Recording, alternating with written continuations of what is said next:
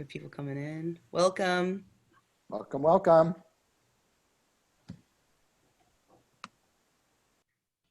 Welcome, everyone. We'll just give it a couple of minutes as people trickle in. Hi, everybody.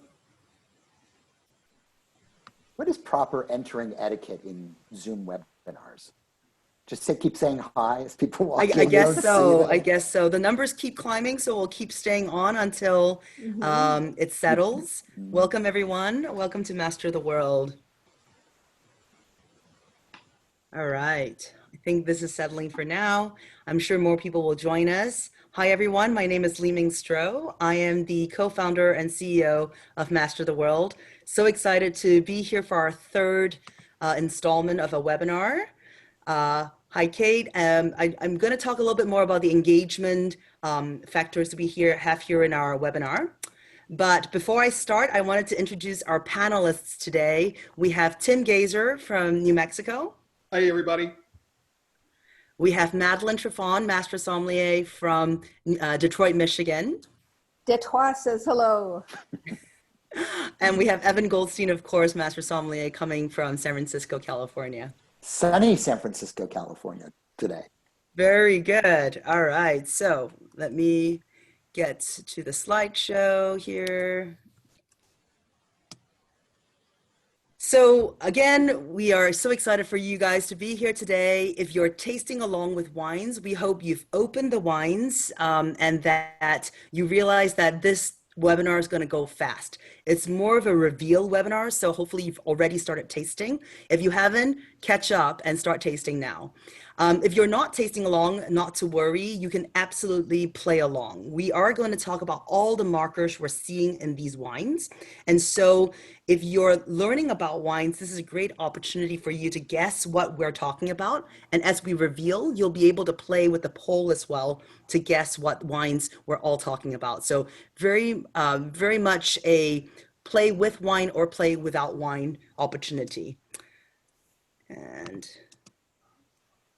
this is our third webinar and also our fifth kit. So if you've been with us for the last two webinars, thank you so much for coming back.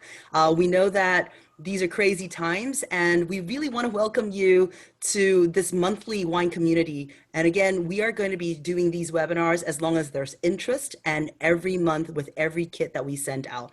And there are some really exciting kits that Evan has selected with our panelists of Master Sommeliers. All that is going to be revealed with each month and some very exciting themes coming up. So I already see Andrea from my team helping out here on the chat box.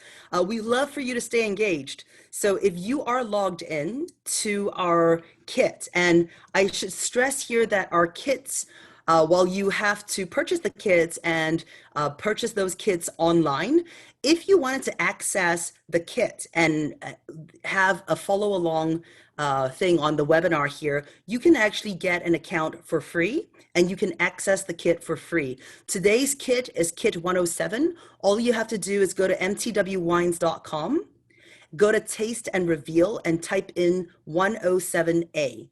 If you don't already have an account, you'll be asked to start an account. And again, that is a free account for you guys to learn along. And you should choose the full workout mode. We have a leaderboard if you want to track against other people who are tasting along in this tasting group. That leaderboard you'll join once you're in the full workout mode. That's CW72. So just a couple of things to help you enjoy this webinar. First of all, ask questions, as many as you want. Ask away. We will try to answer all questions online, but if we don't, we will definitely get to it offline. And we will also have a recording, so you'll have a transcript of the questions that are asked, as well as a recording of today's webinar. And there are no dumb questions, and if you really don't feel comfortable saying who you are asking the question, you can absolutely be anonymous. So formal questions should go into the Q&A box. If you have something informal, you want to give a virtual hug, you want to say hello, absolutely, please do so. We'd love to hear from you, love to know where you're coming from in the community chat below. Just make sure you select that you are chatting to panelists and attendees. We, as the panelists, love hearing from you, but it'd be great if you're saying hello to the world, that the rest of them out there hear from you too. Two more things. Play along with or without wine, as I mentioned before. It's fun. So please, we do want you to answer. And even if you know what the wines are, it's okay. You could still play along with the poll. And last thing is the survey. We are accepting all testimonials if you've got them. We want to definitely spread the word. And if you're comfortable sharing your feedback with us, whether as a testimonial or just feedback for us, good or bad, we want to definitely hear from you. So without further ado, this is the screen that you should be seeing if you are doing the webinar with the evaluation. So, you'll see that it's 107A up top, and you should have 6 wines in front of you. And I'm going to kick things off to Evan Goldstein and have him take you through the first wine. Evan. Yeah, will do. Thanks, Li Meng. And as Li Meng said, first of all, yeah, do provide, be interactive. One of these things, and this is no different than any other, for lack of a better word, masterclass, in the sense that the more interactive it is, the more interesting it is for everybody, both those of us who are chatting and those of you who are listening and interacting too. So be active, be engaged, all that other fun stuff. I would also encourage those of you who are not with Kit to follow along, because as we do these discussions before we actually reveal the wine, it's fun to be able to see. You might get some insight in here. It'll certainly make for a more enjoyable and informed guess, if you will, when we get the polling, or deduction, if you will, having tasted the wine. So let's go ahead and start with wine one. Wine one is, as we would say in all master sommelier classes, wine one, it's a white wine. So let me tell you a little bit about what we've got here, and we can change the screen, Li Meng. We go through all of these things by sight, aroma, and taste, and all those other good stuff here. We're not going to spend a lot of time going through things that you don't know, but I would just encourage you that even if you have gone through this already, if you do have some of the wine in front of you, please go ahead and retaste it, as I'm going to do right now. And both myself, as well as Madeline and Tim, when they get to their respective wines, are just going to go through some of the highlights. From an observational standpoint, this is pretty straightforward. I do want to point out what, are the green highlights in this wine. And green, as we know, can be youth. Green can be a cool climate, some combo thereof, could be unripe fruit, a number of different things. But the green background, those sort of green notes, are something I think critical to the specific wine. What struck me in this wine is the brightness, is the crispness, is that sort of very strong impression of citrusy notes, and a combination of fruit that's a little bit at once ripe on one side, very fresh on the other, and underripe at the same time. It is important, as we all know, to be aware of the fact that you can have multiple fruit in a wine and multiple conditions based on the individual fruit in the wine that's there. The tree fruit that's there today is definitely in that sort of appley mode, although I did reacquaint myself with that green fig character. There's also a very waxy note to the nose, which struck me today as worth pointing out. And the stone fruit probably less prominent as it was when we tasted. Remember, when you taste on an individual day, and everybody's palate changes every day. And when these wines were gridded, if you will, it was a moment of time. Next sheet. I am struck by the blossomy notes on the floral end of things, and the sort of green melon flavor that definitely jumps out here. There are those sort of fresh green notes here, not so much in the capsaicin and that sort of kind of vein, but more just sort of fresh. So more like green salad, green olive, things like that. Some sweet green herb, basil note, a little bit of verbena. Nothing more to note until you get to that inorganic earth, and I think the minerality really jumps out today. Just a kiss of that peanut shell thing from perceived least contact in the wine, and just a hair of reduction, a little bit of sulfury matchstick, nothing else prominent here. So let's get into the structure, which then can help us kind of pull those things together so we can start thinking it together. The acidity, I know today, is very racy, as close to high as it is to medium plus. And once again, that sort of waxiness of comes off very softly, but in there. Alcohol, yeah, definitely in that medium plus, medium minus to medium vein.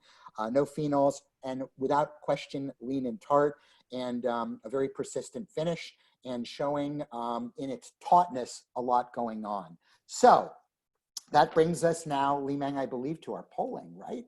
So what's important to note here, if I could just point out really quickly, is we give you across for each polling grape type and region. So the first time is always going to be 3 grape types, of which obviously one of them, or grape blends in some cases, one of them is going to be there, and then other for those of you who want to vote for something that's not on that list. And then regions, we have a couple of Old World and a couple of New World choices and their respective countries. So if you already know what it is because you've already done your grading and all that other good stuff, go back, be honest with yourself, and guess what you guessed the first time when you came in, both by grape variety and by region. And we'll use this as a way to sort of kick off our discussion here.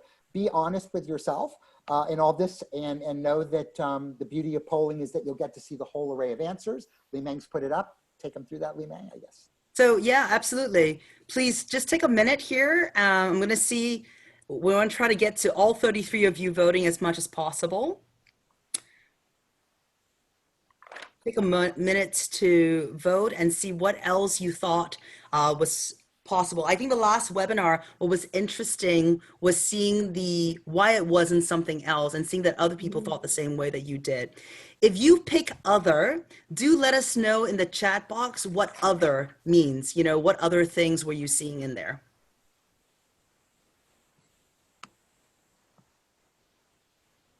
Oh, the alcohol on this wine, Becky, is 12%. We actually do not actually reveal the wines until the very, very end. But yes, it's definitely on the low side. Okay, I'm about to close the poll. If everyone can finish voting, that'd be great. Evan, just as an early note on what to talk about, we do have someone who guessed Pinot Grigio or Chenin. So be ready to talk about what doesn't give you those two varietals. It's kind of all over the place too. All right, I am going to close the polling and we are going to see where people are at. So it's very split, Evan, as you can see. I hope everybody can see the results. Riesling, 26%, Pinot Blanc, 22%, Semion, 30%, and other 22%. Oh. According to the chat, we've got everything from Pinot Grigio. Phil, you're not alone because I see that Jason's got Pinot Grigio as well, and Sauvignon Blanc as well as Chenin Blanc. Evan? What's interesting here, before we leave this and hit it, I just want to point out 2 things that if you were to look at it purely by the voting and majority rules, you would have Semion and you would have Austria. But for those of us who drink a lot of wine, we know that's a pretty rare combination, but one of you is going to be right and one of you is going to be a little bit wrong, although the numbers between Semion and Riesling are respectively very close. Let's go ahead and reveal what this wine is, Li Meng. Oh, are we doing that? Or do we do? Yeah, or do you want me to talk about it first? Sure, I'll talk about it first. Well, first of all, if it's going to be Riesling, a couple of thoughts here. Number one, you're probably going to have a little bit more. Oh boy, the appley stuff is correct. The stone fruit elements, the apricots, the peaches, and things like that could be more prominent depending on region. What you might find in the area of minerality might be a little bit more slatiness and a little bit more stoniness. And if it were Riesling 2, it could be, if it were, depending on the age and origin, showing a little bit of that petrol-y or TDN type character. A Pinot Blanc, good solid choice, clean, bright, fresh. Semion, some of the markers that we talked about in terms of fruit character there, the waxiness that I pointed out is a characteristic we associate with Semion. Chenin Blanc, an interesting solid choice as well too, certainly reflective of the nature of the fruit. You might pick up a little bit more of that kind of wet wool lanolin type character with Chenin Blanc, particularly coming from the Loire Valley, maybe not so much South Africa, but South Africa's not on there. Pinot Grigio, good, safe, solid choice. Again, when a wine is as crisp, clean, bright, and refreshing as this one is, Pinot Grigio specific as opposed to Pinot Gris is always going to be something that needs to come up in conversation. As far as the regions go, For those people that picked Riesling, Austria would have been is a very solid choice. For those people that picked Semion, maybe not so much. For those of you who picked Pinot Blanc, that would be a possibility as well too. Spain could certainly be a choice, maybe not by those varieties and not by anything that came up there, but there are other varieties that could express certain character there. Australia makes certain sense, particularly if you are jumping in the Semion camp. Although Aussie Riesling could be that way too. The only thing that would be different in Aussie Riesling is that even in the relative young age, witness the green we talked about in the appearance before, Aussie Riesling would still be showing more petrol-y characters earlier than say an Austrian or Germanic Riesling, or even Alsace Riesling is, where those flavors develop over time. And California, certainly from the Semion perspective, could be a good choice, Riesling too, although the wine might be more generous. And the wine, in fact, is Semion from Australia. There you go. This is a property that some of you may know, but you may not know. The Hope Estate property came into existence in 1994 when Michael Hope bought it. But if those of you who remember Australian wine and go back for a long period of time, remember the old Rothbury estate that Len Evans had. This is that winery. It's in the heart of the Hunter Valley in Pecolbin, with the vineyards themselves located. These are estate wines that he produces, since the estate, in the sense not at the property, but controlled by the vineyards, are in the Broke-Fordwich area. What to me made this wine really, really sing was that sort of bright, crisp, and there's two differences when we talk about Hunter Valley Semion.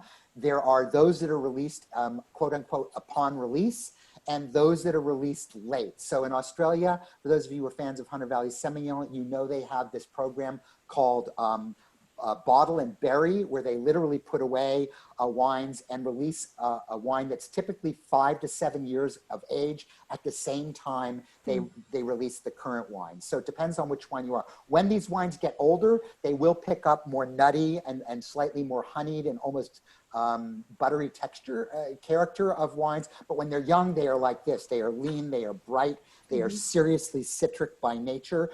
What I thought was interesting here is it does have, when I said waxy, not waxy in the sense of like, you know, New World waxy, Washington State waxy, California waxy, and even waxy like you might find in France, but waxy more like that sort of shininess of the skin of a lemon kind of waxy, something like that. The wine is only about 12% alcohol by volume. These grapes are generally picked on the earlier side, so it's going to show that. That will also contribute to that greener hue that you got before, and all of the dots start coming together. 2018 was a warm year, part of a trio of 17, 18, and 19. 19 probably being the warmest of those. So the wines do show some ripeness in there that may be atypical. 5, 6, and 7 might be another good trio of years in Hunter Valley to look at that too. And the Willumbie Brook is the name of the particular vineyard in Broke-Fordwich where they have this wine bottled. Great. I just want to encourage everyone, you don't have to ask just questions about this wine in particular. I know that with the poll, it's highly interactive and you're able to guess what variety and what region it is. Feel free if you have questions about the tasting itself, any anomalies, any things that you were seeing, feel free to ask those questions. And you can ask at any point in time and we'll just find the right opportunity to answer them. All right. So before we do, why don't we, if they're to that, Madeline, Tim, anything you just want to jump in quickly on and add any observation that you had? It's got a little bit of kiss of that honeyed character. I know it wasn't on our grid, but you know, and commonly that's revealed a little bit later, but I picked it up and I thought that was neat. The acidity surprised me because it's pretty, you know, compelling, but you know, it's a beautiful, refreshing, young Semion. Great. We do have some questions I want to make sure that we can get to, and then Tim, you can feel free to jump in as well. The first question here is, what is the difference between French Semion and Australian Semion?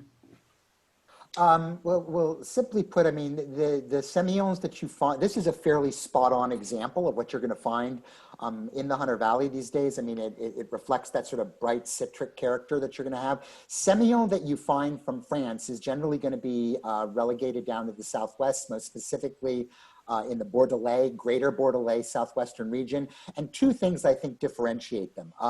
Number one, they do have more texture to them. They generally are picked later than they would be in the Hunter Valley part of Australia.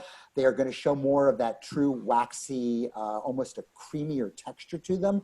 You'll always pick up more notes of green fig and other types of fruit, and probably less citric notes in France than you will in the Hunter. It should be brought up that Semion is obviously not unique to the Hunter Valley, and depending on if you're in, say, Barossa or other places, it might be a bit fleshier there. Great. Evan, here's a question about how you can actually assign a characteristic that's called waxy, that refers to texture when one is referring to flavor. How is it that you can assign a characteristic that's waxy that refers to texture as one referring to flavor? I'm not sure I get that question. Yeah, no, I totally get it. So whoever asked it, good question. Two things. Certainly the textural element is pretty clear. There is that sort of smooth, sort of soft, I don't want to call it an unctuousness, but there is something that's a little bit more waxy textured. So if you were to put a descriptor in your mouth on the visual of what molten wax looks like, and then would feel like without burning you, that would be it. In terms of the smell, waxy is oftentimes used to speak specifically to the smell of candle wax a little bit. It could be used to the smell of paraffin or to beeswax. If you've ever picked up a piece of honeycomb and managed to find that piece after you eat all of the honey out of the comb, the remaining comb that's there, which is beeswax, does have a distinctive smell and is oftentimes used for other products. That would be the smell element of waxy. Great. From Phil, thank you, Phil, for the question. What are 3 things that would lead you to Hunter Semion? Well, it would be, first and foremost, it would be how old the Hunter Valley Semion is. So this is distinctively would be about young Hunter, and older Hunter is going to have more oxidative notes, more nutty notes, more honeyed notes, as Madeline pointed out earlier, and act in its own way, almost like an older Chablis could, or something like that. Young Hunter Semion to me is always going to be citric, very sharp. It could be lemon, lime, and or combinations thereof.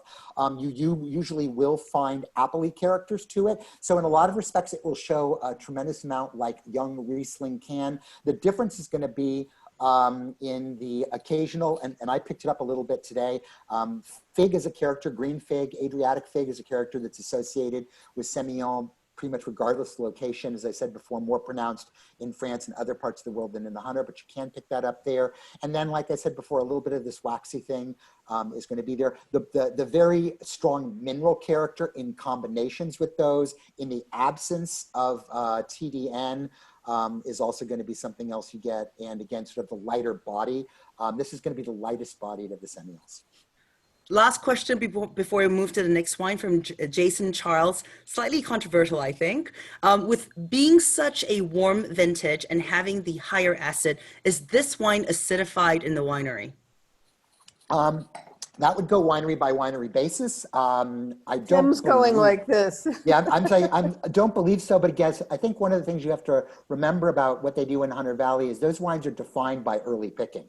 So even in a warmer year, it simply means they're going to get riper quicker.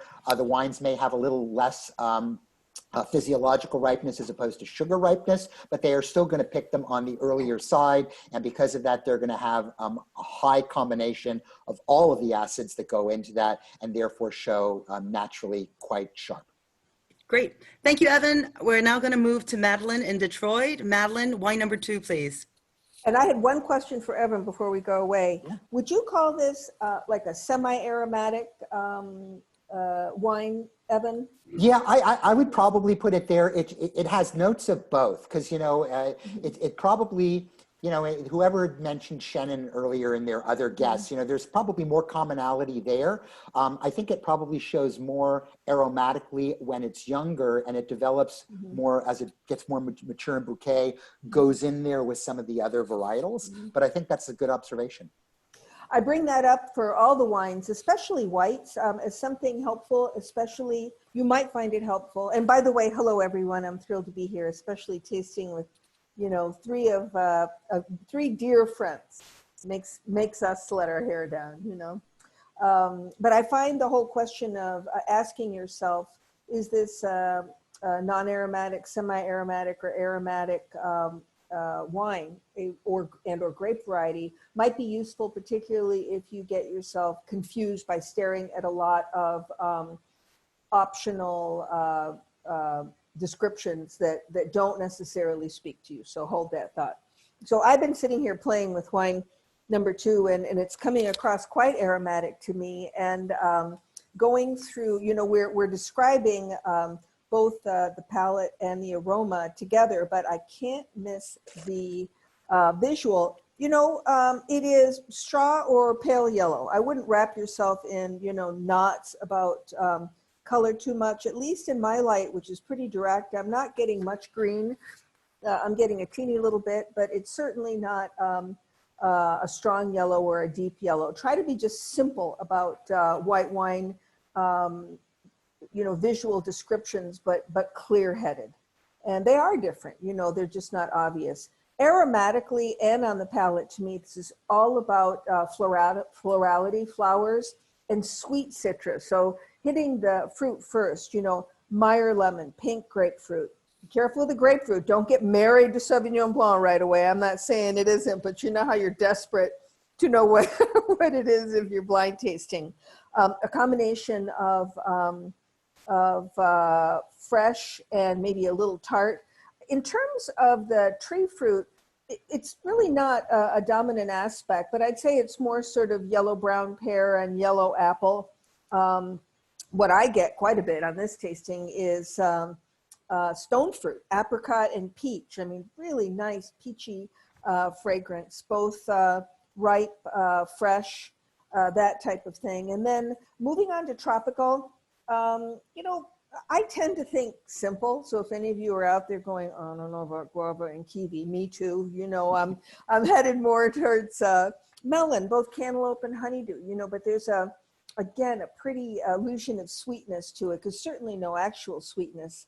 The florality really leads, and I agree with what we decided when we tasted it. It's if you take a look at it, it's fruit blossoms, right? Apple, lemon, orange, very pretty, and both fresh and dried, actually, because I taste the florality to it as well.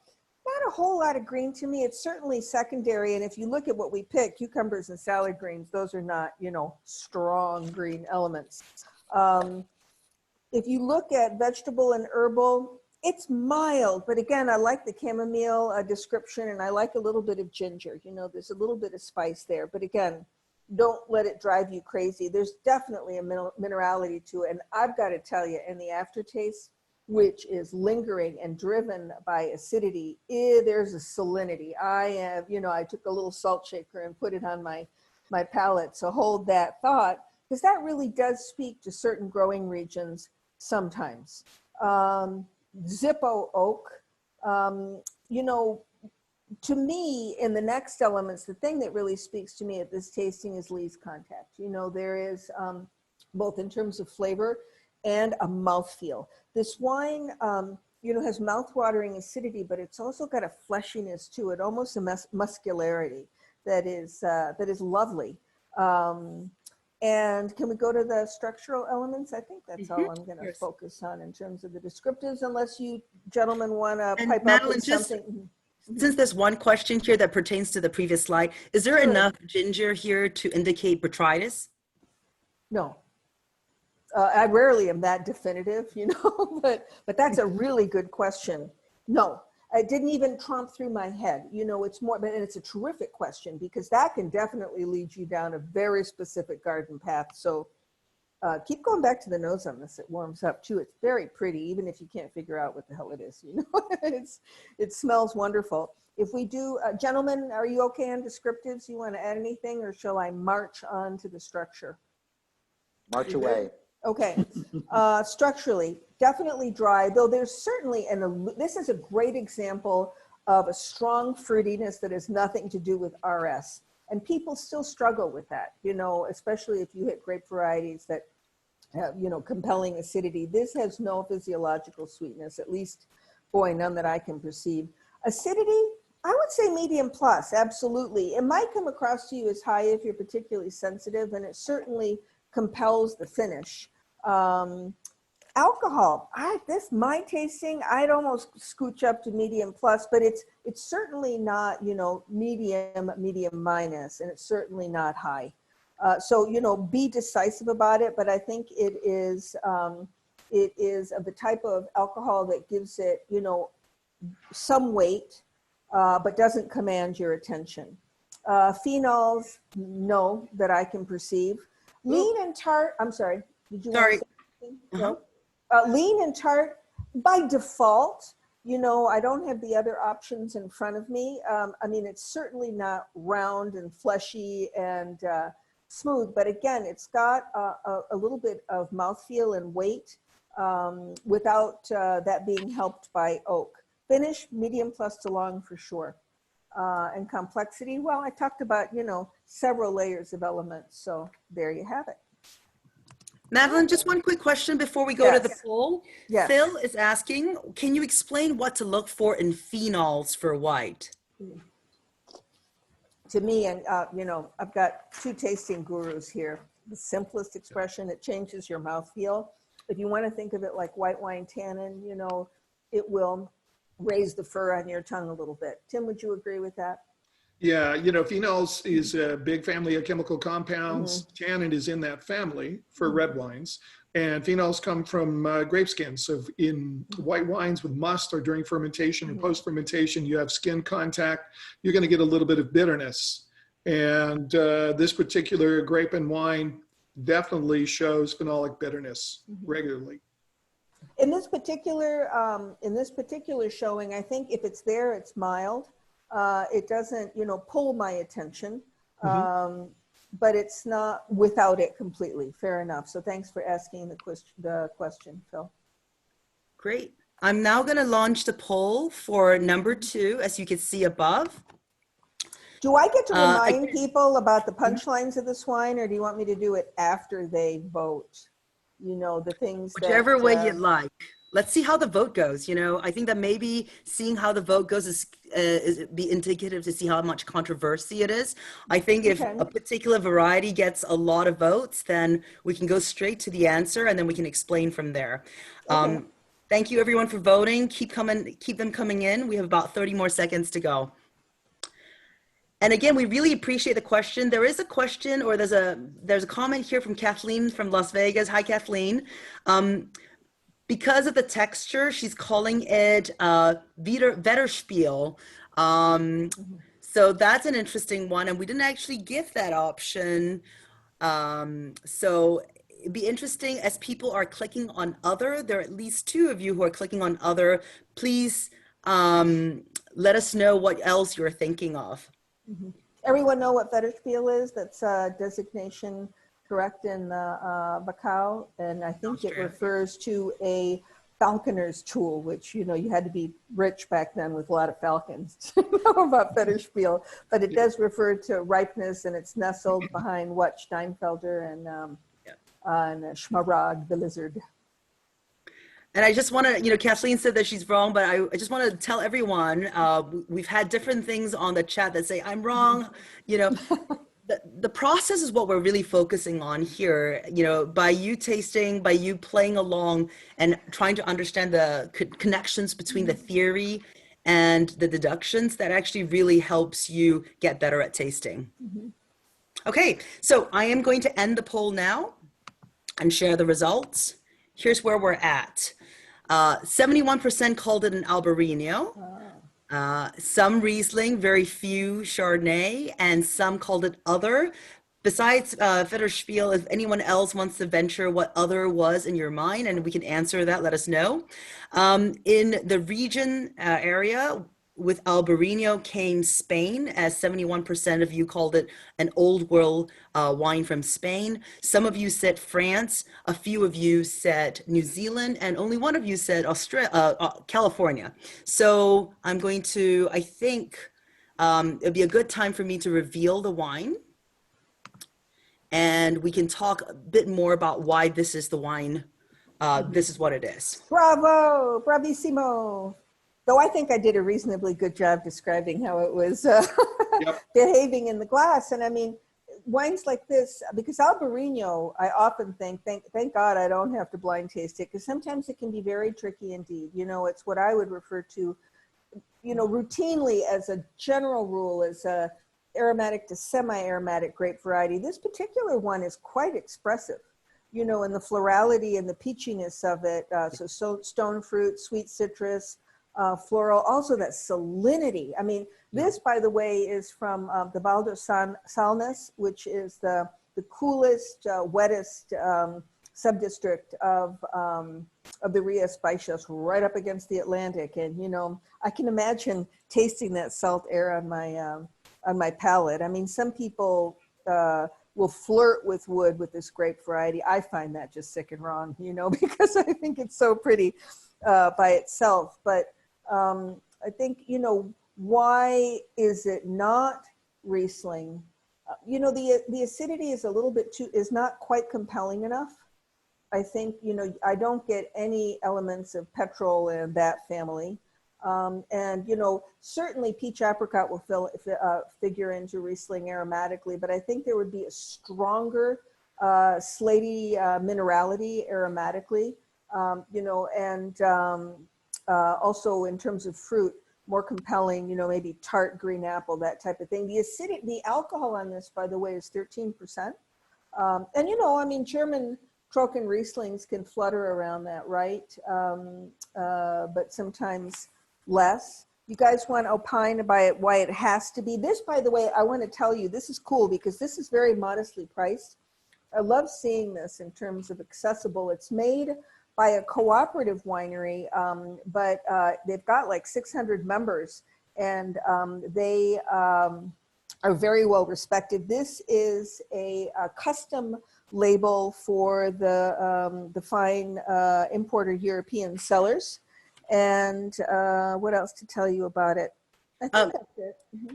So Madeline, you've mentioned salinity a couple of times. Mary here is asking, how would you describe salinity in the wine? You know, how would you recognize it? I actually will question myself sometimes thinking, did I just eat something? It tastes salty. I mean, it tastes salty. You know, it's different than just, you know, tart, lemony, acidity. And it's sort of, to me, salinity is tied with acidity a little bit, but as opposed to, it's more on the palate than it is an aromatic. So if you think it tastes a little salty, hold the thought. You might smell it too, but it's an inorganic minerality that to me comes through on the palate more than the nose as a general rule. And I tend to find it in things like this that actually are made very close to a body of water, particularly an ocean. But sometimes you'll pick it up in things like Chablis as well. Gentlemen, you want to opine on that? Yeah, it's, you know, to me, it's almost like smelling Visine. It's just salty.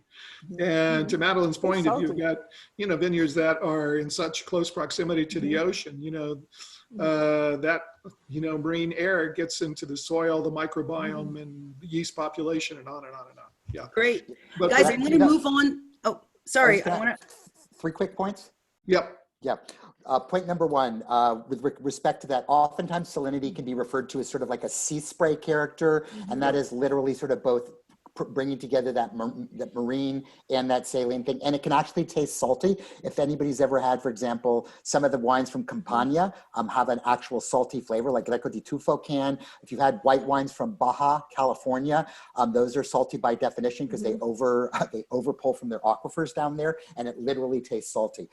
Two other things. One, why this is definitely there. There's a fleshiness to this wine that you're not going to find in German Riesling. Albarino, land of the Rhine, people used to confuse Riesling and thought the predecessor to Albarino came from Germany, but it didn't. And thirdly, the question for somebody who had about phenolics is, by definition, most of the time people who are making Albarino, they will let the wine cold soak for a period of time, 24 plus hours, usually some as few as just a couple of hours. But in the cold soak, you are always going to pull, as Tim mentioned before, something from the skin, which is going to give you a minor amount of phenolic or bitterness. No, that's great. And this is chunkier than Riesling. You know, it is not sleek and laser-like. There's something about, and I think it's a really good example of Albarino without spending a stupid amount of money, but there's to Evan's point, a fleshiness, and I would even say a muscularity to it. Thank you. Guys, we need to move to wine number 3 just to keep on time here.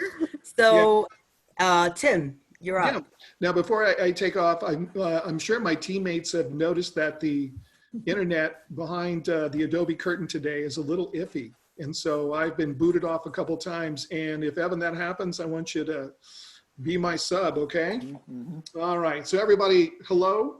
Hope everybody's keeping safe and well. Let's get to wine number 3. So in terms of the brightness, definitely star bright. And I say that if you go back and take a look at wine number 1, it's absolutely brilliant. There's less color here, a little bit more color, definitely clear, speaks to finding infiltration. And the depth of color is medium, and we said that it's definitely yellow. It's not straw. And again, I'm comparing it to wine number 1, which is definitely straw. Highlights, there's a little silver, yes, but in this particular lighting, there's a touch of green too, and no bubbles. And then on the nose, it's a veritable cornucopia of fruit. There's a lot of different kinds of fruit, starting off with some sweet and tart citrus. To me, what really jumps out of the glass is orange and mandarin and some lime and maybe even a touch of lemon. And here we're talking about very fresh, ripe fruit expressions. So the flesh and maybe a little bit of the peel. And then there's definitely some orchard type fruit in the way of red apples and maybe some green figs. The condition there again is very ripe, almost to the point of being overripe. And this is interesting. This wine really, not only does it have a great deal of fruit expression, but the fruit conditions or qualities are also multifaceted. Some stone fruit as well. So to me, some white nectarine is really showing today, as well as some apricot, maybe some white peach too. And the condition there is definitely fresh and ripe again, but there's a little custard yogurt. And again, that's taking me to some Lee's contact that we'll talk about on the next slide. Thanks, Lee Meng. A little bit of tropical fruit here, especially with some banana and maybe a little bit of mango. Again, very ripe and fresh. And then, you know, if you pull your nose out of the glass, about a half an inch, the wine's really quite floral. And here I'm getting a couple of different things, orange blossom and honeysuckle especially today. And very fresh, very floral. And, you know, in terms of vegetables, you know, no green vegetables. So again, I'm immediately, for those of you keeping score out there, who want to rush into the Sauvignon Blanc camp, there's no pyrazines here whatsoever. There are, though, some root type vegetables. And then again, it smells like fresh white corn, a little bit of mushroom, and a touch of ginger. But, you know, again, this is not botrytis to me because there are so many other botrytis markers that are missing from it. There's a little bit of what I would call botanical, mildly herbal things. And what really pops to me today is a little bit of lemon verbena, and it's really, really pretty. Little mustard seed, but you know, that's about it. In terms of earth and mineral, you know, I don't get any whatsoever. So there's no mineral, no earth really to speak of, and obviously that pretty much puts us in the new world, yeah?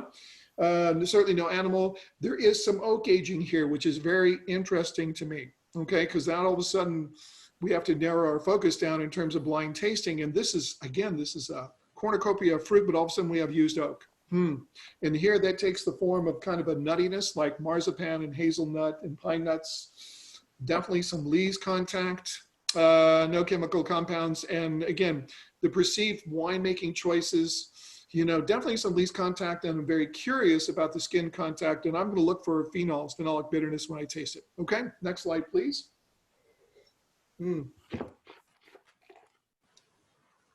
Okay, the wine is definitely dry. And then here's something I think is also very important is the acid level. It's medium at best. I don't know. Everybody, if you wanted to do a great A/B comparison, taste the Semion now. It'll probably taste like a liquid lightsaber, right?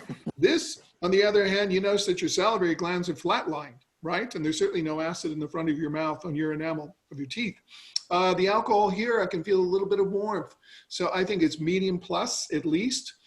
And then, you know, the phenols there, and everybody, you know, a check for the phenols is as you're tasting is take a sip and swallow it. In fact, I'm going to do that right now. And to me, the phenols, you know, at least the way they're showing today, are medium. So this very interesting wine where we've got used oak, a lot of fruit, you know, not a lot of acid, and some phenolic bitterness. So again, a semi-aromatic grape, or maybe in that family. Okay, the texture to me is round and smooth, and that's really aided by that used oak. The finish to me today, you know, definitely medium plus, but I think a little longer. This wine is really showing well today. And complexity, I would say medium plus. Okay, what do we have? This is a very curious combination of things. Yeah? All right, so I'll let Li-Meng, back to you, and we'll do the poll. Yeah, absolutely. I'm going to launch the poll right now. I'm going to try to catch up on time a little bit, Tim. So if you've any questions as you're polling, or right after you finish polling, please put your questions into the Q&A section about this wine. I know, dare I say, it's a little bit of a tougher wine compared to the first two in a way. And someone did ask the question, how many people are actually polling? About 33 people are actually polling right now. And every time it's a little different. So I'm not really sure if some people just missed the boat because their fingers are not quite quick enough. Right now, I will tell you that, I don't know, Tim, if you've kind of given it a bit of a hint there, but most people are in Old World. Oh, actually, I don't know. Kind of a fast second here. A lot of people are actually in New World. 55% in New World, about 39% in Old World. So, so far, I'm going to turn off the poll in a second. So if you haven't polled yet, definitely put your answers in.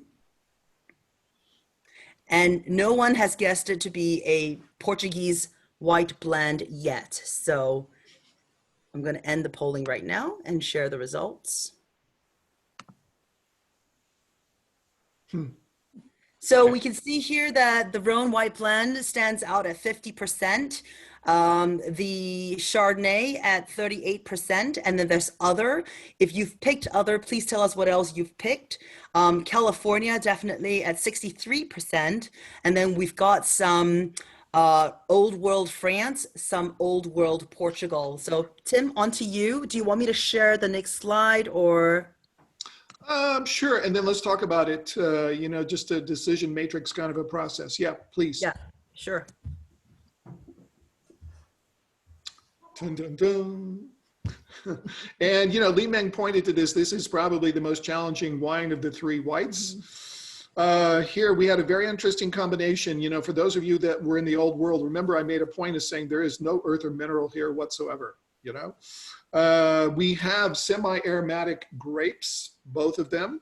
Not floral enough to be aromatic, so that rules out Gewürztraminer, Viognier, Muscat, you know, on and on and on. And you've got a lot of fruit. I think the fruit forwardness comes from Grenache Blanc. And here, you know, these are partially co-fermented and then partially not, fermented separately, and then they are aged together in neutral French barrels, hence the used wood. And the, you know, the used wood kind of, you know, that narrows the universe down really, really narrowly. Yeah. So what else about it? You know, the lack of acidity to me and phenolic bitterness, both. And both of those things take me to Rhone grapes, but obviously I couldn't get to the Rhone because there's no earth and mineral to speak of. And the wine, let's face it, it's squeaky clean. It's fresh, it's bright, it's incredibly fruity. Yeah.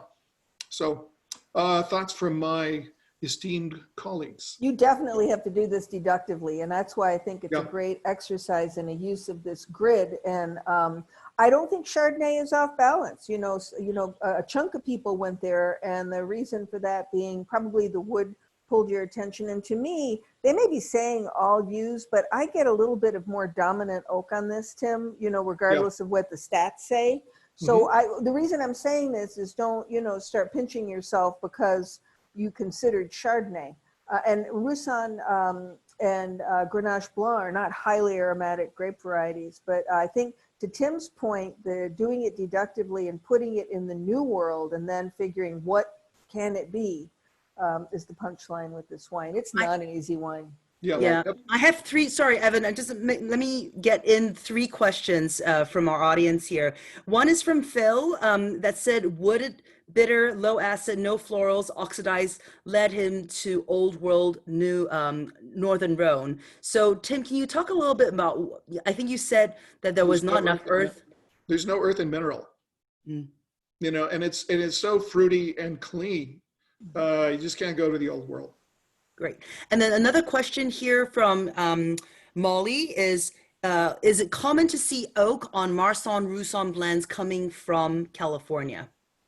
Yes and no. It really depends on the style and the price point. You know, again, these are not commonly grown grapes. More often than not, the price tier usually means that there is some oak involved. Yeah, Evan, does that make sense? No, I would, and I would also go back to something that you or Madeline said earlier, which are particularly when you're dealing with, you know, within the Rhone white grapes, the one that we're all most familiar with probably is Viognier, which is, as Madeline pointed out, very aromatic, very expressive, whether it be in Condrieu or anywhere else. Russon and Grenache Blanc, Russon can be a little bit more aggressive. Grenache Blanc is always subtler. Together, when you've got a 50-50 blend of these here, it's a fairly, I mean, it's got stuff going on, but if you put too much oak on this, you're just going to taste oak. And I think by definition, unless you have a good bite of Viognier in a white Rhone blend, they're going to tend to stay off there. So they'll use it for oxidative purposes. They may use it for enhancing textural purposes, but it's not going to be a strong element.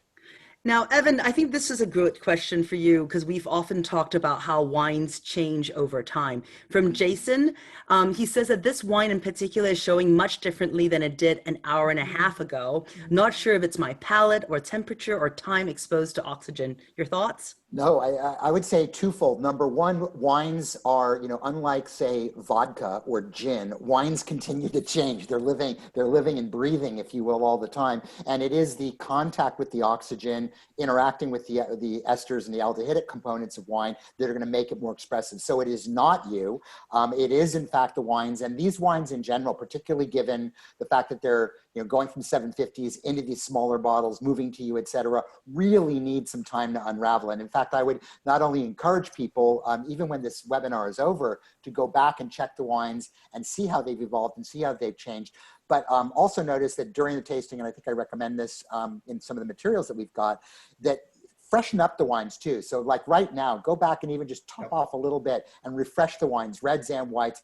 And that'll bring back a youthful vibrancy in there, but that in concert with the opened, unraveled wine will really show it at, I believe, its optimum. But to me, all of the wines in Master of the World are going to definitely continue to come into their own as time goes by. Great. Tim, I'm going to have you go to wine number 4, and I'll have to have you speed through your section of it so we can get quickly to the polling, if you don't mind. Sure, of course. All right, everybody, taking wine number 4. Just looking at the wine, you know, this is a thinner skin grape, right? And so let's go through it. Definitely day bright. It reflects light in the glass a little bit underneath on your surface. It's clear. It is a light ruby red color, very straightforward ruby red. At the rim, it is pink and no staining of the tears, which again speaks to a thinner skin grape. Okay, and then on the nose, everybody take a moment and smell it. Yeah, so I mean, if you look at the description, I mean, this is very red fruit dominant, and that connecting the dots back to a lighter, you know, pigmented wine from a thinner skin grape. So red plum, red raspberry, to me, strawberry really pops on this today, and the condition is fresh and ripe. There's no blueberry, and it says blackberry, but for me, it's very, very minor. Again, it's dominant red fruit, very fresh, very ripe. And also there's a little bit of orange peel, mandarin peel here. Which is really pretty. And again, fresh, and stone fruit, none at all. All right, and next slide, Lee Meg, please.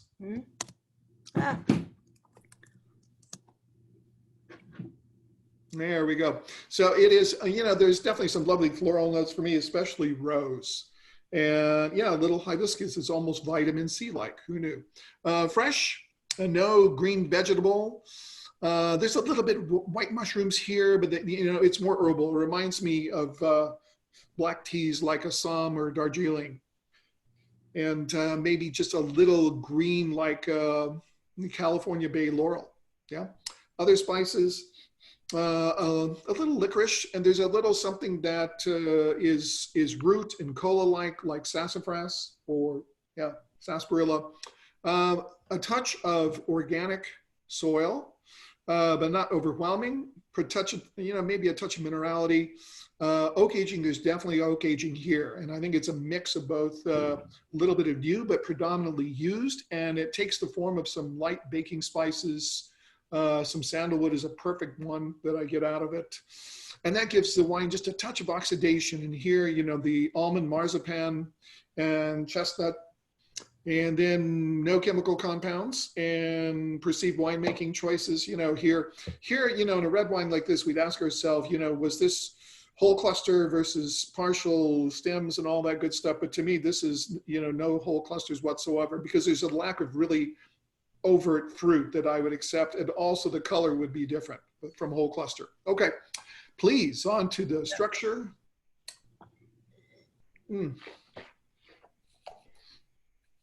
It's dry. Acid, today, this is medium plus. Alcohol, medium plus. Tannin, medium. And integrated fine, almost velvety tannins. The texture, lean and tart. I think that's the finish. But to me, the initial impression of fruit is very rounded. The finish is medium plus, and complexity, medium plus. Okay. All right, Limang, the poll, please. And I think that after we threw you a slider, I think we've thrown you a fastball. Okay. Okay, so I'm going to launch the poll right now. You have your Twitter, hopefully poll.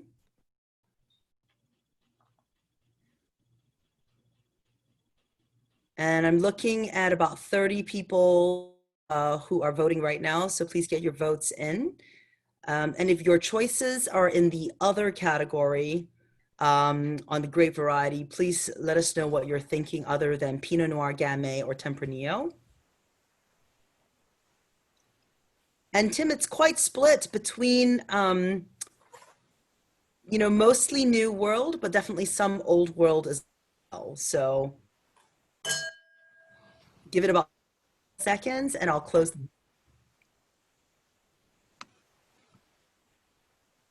Suspense is killing me. I know, right? Okay, 10 more seconds. The softball is well appreciated if you read Phil's comment. Absolutely. I also like Jane's comment where it says beautiful, easy drinking. Sometimes it's just all about that, isn't it? Okay, so I'm going to end the poll and share the results.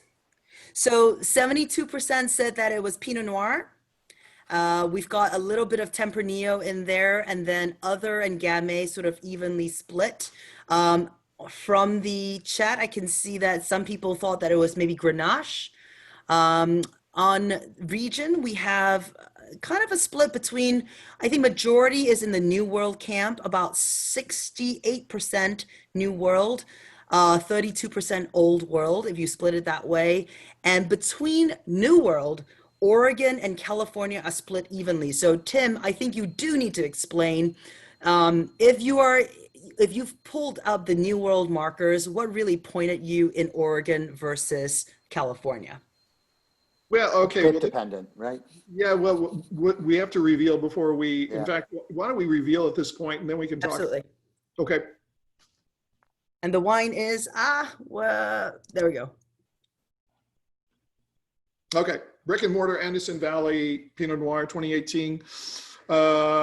Fruit that is crushed and destemmed, used French Burgundy barrels, 12 months, very straightforward, very pretty, very pure, Mendocino County. Okay, so, even though we did make note of some earth and mineral type notes, I mean, fruit dominates the wine. It really does. And everybody, as you're smelling and tasting this, I always think is that if you're tempted to go somewhere with a conclusion, go with an extreme, okay?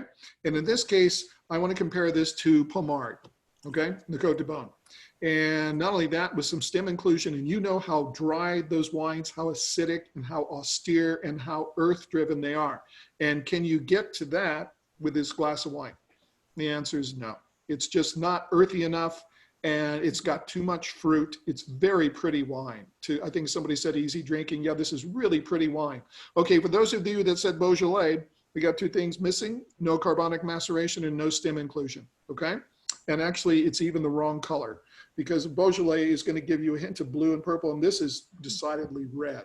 And then Tempranillo, I would just, you know, Tempranillo is a grape, oxidizes more easily than Pinot, and it's more acidic. And, you know, if it was a classic example, we'd expect some American oak, but there's no guarantees about that. But there's always you know, a baked earth terracotta note to it. And, you know, like I said, a more oxidative color and just a more oxidative character overall. Okay, so did I cover all the bases? So Tim, what about Grenache? You know, we've got Grenache Old World here and Grenache Australia. You know, Okay, how time out. Grenache is like the frat party of red grapes, okay? And if we're talking red wine, it wants to get out of control, okay? Meaning that it's going to get really ripe. It's going to give you at least 14 to 14.5% alcohol and maybe more. And, you know, it's just, and plus savory, peppery, rotundone notes. And none of those things are here. This is 13.5% alcohol and subtle tannins and elegant and perfumed and not frat party. And sleekness. There's a sleekness Yes, to it. But it's interesting, Tim, and your thoughts on why with Pinot Noir, why California, or specifically Anderson Valley, and why not say somewhere in the Willamette Valley? You know, Willamette Valley, I think the wines are riper and richer, and they have more non-fruit things going on. You know, they have more tea and floral and herbal notes. And this wine to me is very compact. It's very pretty. It's very restrained and pulled in. And I think Anderson Valley's potentially a great place for Pinot Noir, but you know, to me, it hasn't hit its stride. Whereas I think most Oregon Pinot Noir is more complex than this. Wouldn't you say, Tim, too? I mean, I find with Oregon Pinot, it doesn't reveal itself in its youth very easily. And so there's a restraint to it. I mean, to your point, it ain't Pommard, but, you know, and there's a little bit more black fruit in it too, more black cherry, if there was such a thing as a black strawberry, you know. But I think Oregon Pinot just isn't as generous in its youth as this wine is. I mean, that's not a quantifiable thing, but I thought I'd throw it out. Great. Well, we're going to move on to wine number 5. I'm just cracking the whip as the timekeeper here. Yes. So we get through all 6 wines. Madeline, wine number 5, please. I will power through this because I really like this wine and I have a very clear perception of it. I want everyone to hold it against a white surface and see that even though it is described actually like the previous wine, which is, you know what, translucent, and it's see-through for sure. And it's a true ruby red in the center, but there is hue variation from the center to the very rim. And maybe the rim is more a different kind of ruby, but the color changes as opposed to the previous wine. And you can look at them side by side, does not. And that's important to look clearly and closely at the color. In terms of aromatics and flavor, absolutely driven by red fruit, whether you want to call it, you know, cherry, cranberry, red raspberry, some, you know, both ripe and sour red fruits, and dried as well. A little bit of black fruit, but it's not dominant, more again, black cherry. And I think there's this fabulous combination, especially in the palate, between perfectly ripe and dried red fruit. Sweet citrus, you know, that mandarin business, a little bit of peel zest quality to it. And, you know, right on the heels of all that pretty red fruit is florality. You know, whether you want to define it as roses or violets, but again, really neat, both fresh and dried. It's not just potpourri. Vegetal doesn't really drive this wine. A little bit of fennel anise, which shows up in the form of licorice as well, but it's an interesting side note. I get a strong, you know, dried leaf element to this, and mild, gentle, dried herbs like oregano, says the Greek. In terms of earth, both organic and inorganic, to me, it's very much, not so much forest flora, that always speaks Bordelaise to me, but it's more of a, you know a mushroom when you see one, but you got to really get it right up to your nose to smell it. So a little bit of that truffle mushroom character, but it's subtle. Oak aging, yes, but not obvious at all. So, but if there's new oak on this, it's fooling me. But you know, there's definitely a presence of neutral oak that has added a dimension to this wine. I don't get VA on the way this wine is showing right now, but I want to flip immediately to the structure, if you don't mind, Li Meng. Is that okay with you? Yeah. You know, it's dry, acidity, medium plus, verging on high. It is mouth-watering, but I want everybody, if you got it in front of you, to go back to it, put it on your palate, chew it gently, and then either swallow it or spit it out. However you want to define the tannin in terms of qualitative character, whether you think it's gritty or whether you think it's lots of fine tannins. Some people are more tannin sensitive than others. The tannin is high. It changes the texture of your mouth, and it actually, the punchline to me is it hides the flavor. You know, you're almost hoping for a little bit of protein to erase the tannin so that the, the flavor will surge. So though the acidity is medium plus to high also, it finishes with tannin for me, not acidity.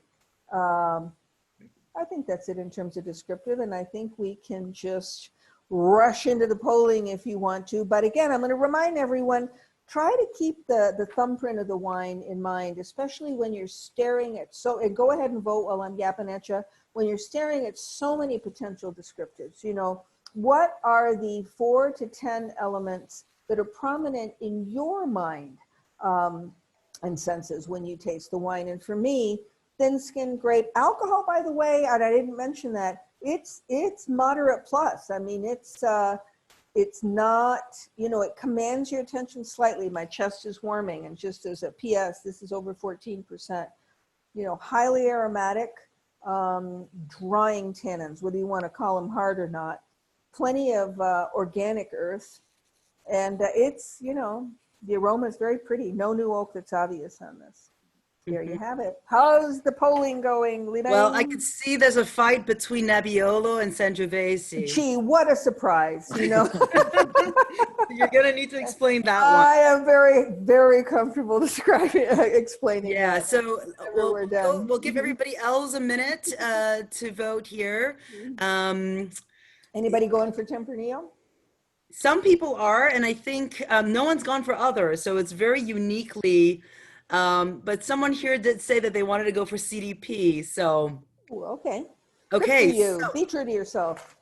all right, I'm going to end the poll and share the results and share what I'm seeing, which is that 52% ended up with Nebbiolo, 39% at Sangiovese. So Madeline, I'd love for you to focus there and talk about what's the difference between the two. I will reveal the wine so that we can get a definitive. Absolutely, go for it. Tempranillo had some people thinking that it was Tempranillo, but was firmly in this court. And there was just one CDP that I'm seeing. And something from Argentina. Yes. So for those of you who thought that person who thought that was from Argentina, maybe they thought that was a Malbec, but firmly everybody, majority, I think, went the Italian route. So I'm going to stop sharing this. We're in the perennial Tempranillo, Sangiovese, Tempranillo, and Nebbiolo triangle, but this is indeed Langhe Nebbiolo. So this is actually a Barbaresco producer. Most of their vineyards are south of Treviso. Rizzi, I believe is how you would pronounce it. But, you know, this is their, Nebbiolo Normale, their entry-level wine. But I think the wine tells the truth. And I'm going to give you my very short version of what I think you need to do if you're struggling between Sangiovese and Nebbiolo. Don't get lost in complexity. Go back to the color. When you have a wine that is showing youth, which this is, and 16 is a terrific year, by the way, and is showing gradation of color, you know, hold that thought, because that is Sangiovese or Nebbiolo, though I think Nebbiolo tends to be a little bit more translucent, especially if you're talking about the incarnation of Sangiovese being Brunello, which is a little bit of a different animal. But at the end of the day, it's the quality of the tannin and the fact that it moves away from Sangiovese's perfect balance of acidity and tannin. I always find that thrilling in most expressions of Sangiovese, unless they're extreme or weird. In Nebbiolo, again, unless they're going out of their way to like soften it in whatever way they choose to do that, the tannin always pulls ahead, and it has a very specific drying aspect that will shut down the flavor a little bit. It's not easy to taste through. This may sound simplistic, but it has never lied to me. And I think this wine is telling the truth. Also, I will tell you, you know, and this is an opinion, but to me, all things being equal, beautiful, true expressions of Nebbiolo have a complexity on the aromatics. And also, particularly if you're wrestling between Brunello and, or, you know, the Brunello clone and Nebbiolo, Brunellos will usually show what? Drum roll, more new French oak. This is showing only used oak. And it is, to me, well, first of all, in truth, they are claiming 500-liter puncheons. And I will bet money they're not new. They are, what else to tell you about it? Nothing else, 12 months in barrel, but you know, in terms of the Tempranillo consideration, at least the ones we see in this country with any regularity, especially the ones that you see on tests with some regularity, there is not even a whisper or an illusion of American oak on this wine, you know, and I mean, whether you want to call it coconut or dill or whatever you want to call it. Also on this particular wine, it's not showing extensive barrel aging, which everything other than, you know, a young Tempranillo will show. But this is obviously not, you know, full throttle Barolo or Barbaresco, but it's true to the grape variety. Gentlemen, would you agree with that? Yeah, I was just going to say, I would love to get either Tim or Evan to weigh in on how to distinguish a Sangiovese versus the Nebbiolo in this case. We've got a couple of people in the audience here. Brandon, who said that the fruit wasn't fleshy enough for Sangiovese. Jane, who said that Sangiovese has a more driven acidity. Love to hear, maybe Evan, let's start you off. You know, what is your telltale sign between a Nebbiolo and a Sangiovese? Usually to me, and I was going to note actually, just as an overall comment, and then I'll bring it back to this wine specifically, more so than our previous other webinars, I might add, as I've been taking notes, the structure is what's really given the wines away in all 5 and ultimately 6 of and that's a gift. Yeah, Yes. yeah. But I think that if you're, you know, with rare exceptions, the tannic structure of Sangiovese is rarely as mean as it is in Nebbiolo. Nebbiolo is kind of like that little dog that just keeps biting at your ankles there and not letting go, and, you know, sort of gritty and hanging on. The tannins in Sangiovese, admittedly, you know, obviously you have things like Brunello at the very deep end, but they're usually not going to be quite as grippy as they are there. I think acidities vary. That a lot depends on specific geography and a little bit on philosophy there. But to me, it's the tannins that give it away. The nature, the fruit profile, you'd probably find a little bit more ripeness perhaps in certain styles of Sangiovese. And I always my go-to things, I get a little bit more coffee, espresso, coffee bean character in Sangiovese. I get more of that truffly, dark porcini character in Nebbiolo. Yeah, can I just take about 30 seconds? Please. And do an Ego Montoya. So Nebbiolo, the color to me is almost always more oxidative, unless it's Brunello Reserva, which is, you know, 5 years old when you get it. I completely agree with Madeline. I mean, Nebbiolo generally is just more tannic. And everybody, if you take a sip of this and you swallow it, you realize how much grape tannin in front of your mouth. It's pretty extreme. And there's definitely some acidity. In terms of comparing it to Sangiovese, it is... it depends on what you're comparing it to, because if it's Brunello is going to be a little oxidative because by law it's older by the time you get it. If it's Vino Nobile, it's going to be blended with something, and that's usually Cabernet, so the color is going to be darker, and more often than not the quality is going to be, you know, all over the map. Brettanomyces for me on Vino Nobile. And then of course Chianti Classico, to me, a really pure expression of Sangiovese, and I have to echo what Madeline said, you know, the fruit acid tannin balance on good Chianti Classico is just perfect to me. It's one of my favorite red wines. Okay. Great. Go back to it. The tannin is actually getting more compelling in this wine. It's very interesting. So the wine is going, hi, this is what I am. You know, the wine doesn't lie to you. It really doesn't. It tells the truth if you listen closely. Also, Lee Meg, one more quick thing. So everybody in the previous wine that wanted to take that really pretty Mendocino County Pinot Noir to the old world, they should go back and taste the Pinot Noir now against this Nebbiolo. California. Like Beyonce versus Andre the Giant, you know. Cool. Great. All right. I think, Evan, you're going to bring it home with the last wine number I 6. will. I will. I just want to make one shout out to whoever it was that called Argentina before. People forget that there is Sangiovese in Argentina too. You forget about all the Italians that settled there, and although they're perhaps we don't think about it so much, there are some actually delightful ones that I've had down there. More often than not, blended with other grapes than pure. But didn't want to leave that person out hanging there, going, "I didn't mean Malbec." All right, let's talk about our last wine. Our last wine is clearly something different. And once again, the structure will probably be bring that out a little bit. Color pretty much speaks as it does on your sheets there. A good amount of pigmentation, hence the brightness is about day level, medium depth of color, more purpley, which suggests some youth, and a little bit of staining in the tears, which suggests extraction, thicker skin variety, perhaps warmer levels of fermentation. And the fruit character here to me is extremely ripe across the board, whether it's in the red fruits or the blue fruits and the black fruits. There are definitely some underripe elements to it here, but you're definitely on the ripe side. And on the black end, you know, I actually concur. There's just a kiss of dried, and prune here doesn't mean like prune dried out, but the prune, the fruit, you know, the pruneau kind of thing here, and giving you a little bit of that kind of jammy thing here. So there's a lot of ripeness and richness going on. No real citrus, no real stone to speak of whatsoever. And then as you move on to the aroma and flavor, some of the violet notes, particularly the violet, is really singing to me today. A little bit of the, next slide, Li Meng, a little bit of the sort of leafy or green character, a bit of the red and yellow peppers, bit of bay leaf, definitely some herbal notes in there. But what really is compelling to me about this one when you jump in is the other elements, the other spices. Not only is there sort of that fennelly, licoricey, dill frond, red and black licorice character, you definitely have those sort of the pepper notes, the rotunda notes of both the sweetness and more rounder elements of green peppercorns, you know, the ones that you sort of spoon out and put into steak au poivre sauce, as well as sort of more of that black pepper, cracked pepper character. At once a combination of both organic earth, and there is sort of a rich, mushroomy, heavy soil, but also some very distinctive graphite and rocky type characters.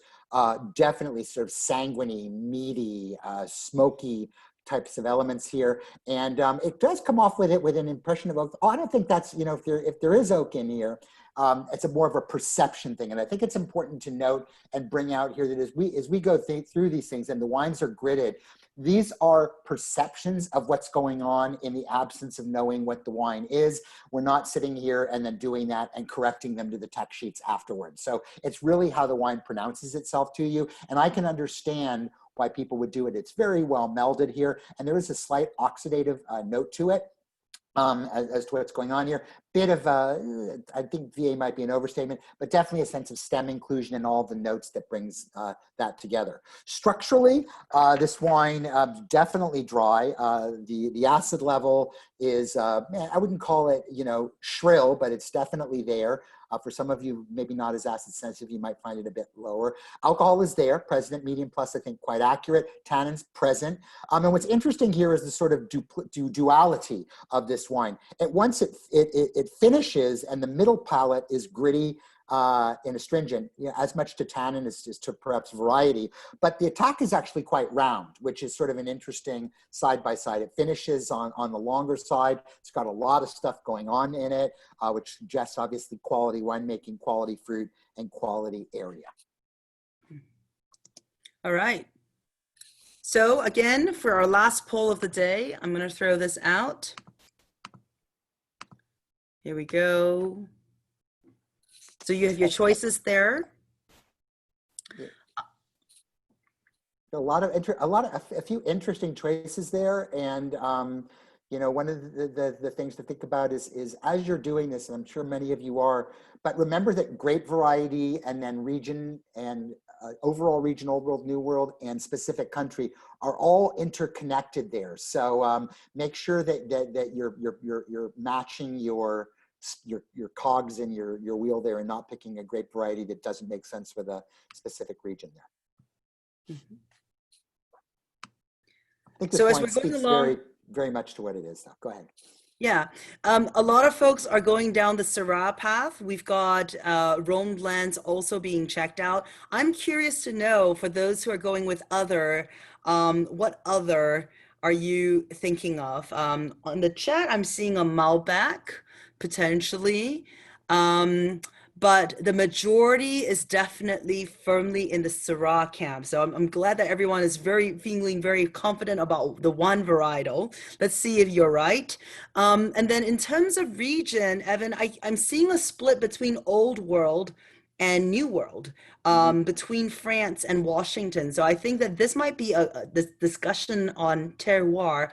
Why New World versus Old World, or Old World versus New World when we land there? And there was also a thought that maybe this could be a commoner.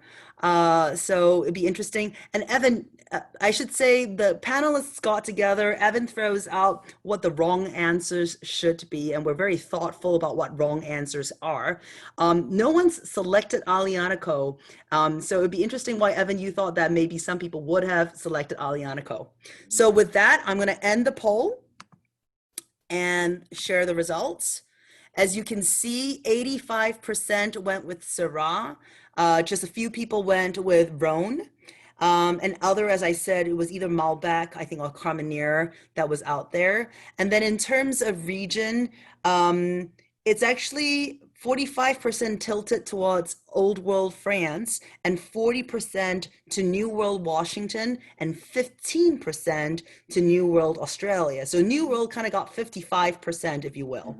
So Evan, I think maybe start with the terroir. Yeah, well, the terroir obviously is going to be implicit with the variety thing. So why don't you put the reveal slide up, and we'll all try and address it all in the context of that, and save it there. The yays have it in this particular case. This wine is a Syrah, and it's from Washington State, and it's from the overall Columbia Valley. So let me try and address all these. First of all, it gives me great pleasure. I believe this is the first ever Master Sommelier vinified wine that we've ever had in an MTW kit. And for those of you who know Greg Harrington, consider him a friend or simply know him by his very superb winemaking. I hope we're smiling here. Greg has done a great job since he hung up his sommelier Tastavan and gave it up for a tractor and a forklift instead, and going into the world of winemaking. The wine speaks with a very singular voice. I mean, so all the markers for Syrah are there: the dark fruit character, the smokiness, the meatiness that's there, the peppery characters and all that. And the purity of it, to me, is what takes me away from it being a Rhone blend. If it was in a choir, as opposed to being a soloist, you would have enough other things going on there. You might get more of the flesh from the Grenache. You might get some of the more aromatics from the Counoise, or you get pepperiness and more Mourvedre in different styles. But it really speaks in a singular way. So for those of you who were there, I did see somebody make a comment on Malbec, and there are some Uco Valley, particularly, or even Salta Malbecs that are from the higher altitudes that are leaner and sharper here. They would have a definitely richer color in all probability, definitely more screaming florality, and probably not as much of the meatiness, although they can be peppery. So this one's pretty straightforward.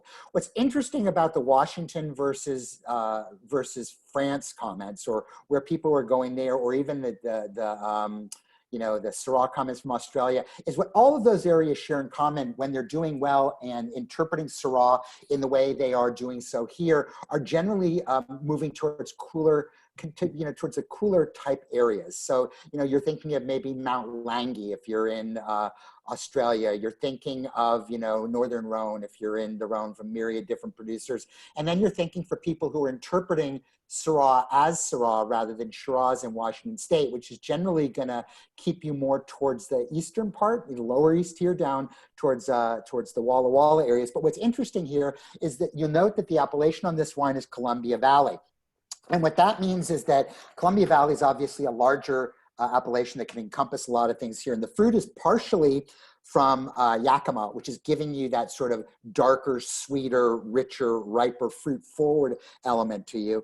The Walla Walla area, specifically on the Oregon side, and specifically more towards the foothills, are what are giving you the freshness, the brightness, the sharpness.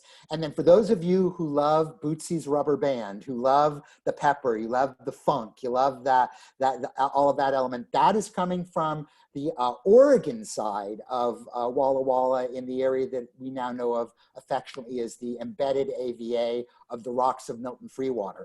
And that's what gives you that sort of character. So if you conflate all those together, you're getting something that at once gives you sort of classic Syrah notes, but with that Rhone element there that comes distinctively, in my opinion, from the rocks and the Walla Walla area. What's interesting about this particular vintage 16 is that it was a very copious year. So for those of you who've had some Washington Syrah and saying, God, the one I had wasn't as good as this, is not everybody, it was a big crop, not everybody grain harvested, not everybody cropped in. So a lot of the 16s I found are more dilute than this. This one is showing tremendous precision and grip on it. 76% whole cluster, so which would be consistent with a lot of what you do see in Northern Rhone and classic Rhone styled areas today. Native ferment, again, perhaps native ferment flavors and the resulting profile of personality reflective on that being a little bit more old worldian, the people that went Northern Rhone, as opposed to sort of inoculated yeast that some other parts of the world made out. But what's fascinating about this wine and why I brought up the perception issue earlier is this wine hasn't seen a stave of oak. This wine is completely concrete fermented. And what's interesting here is no matter what side of what you have, and I tend to side with the people that do believe that there is a little bit of breathing through concrete, that you do get a bit of oxidative element here, which might suggest to you kind of those notes of oak. There's certainly no per se oak flavors. Those are all really coming from the variety, but I could get where you would go there. I do think it's a lovely wine. It also has that sort of telltale cooler climate, sort of hempy character that some Syrahs can give you. That is sort of another facet of what. What does that mean, Evan? You. I don't know what that means. Hempy is sort of a polite way of saying marijuana or something like that. That's in there. That if you get a little bit of that, what, Tim? She lived in Ann Arbor. Come on. Yeah, You know, that was a but while ago. You can pick up a little bit of that sort of weed character in certain Syrahs, and this one shows a little bit of it conflated with that meaty, peppery character together.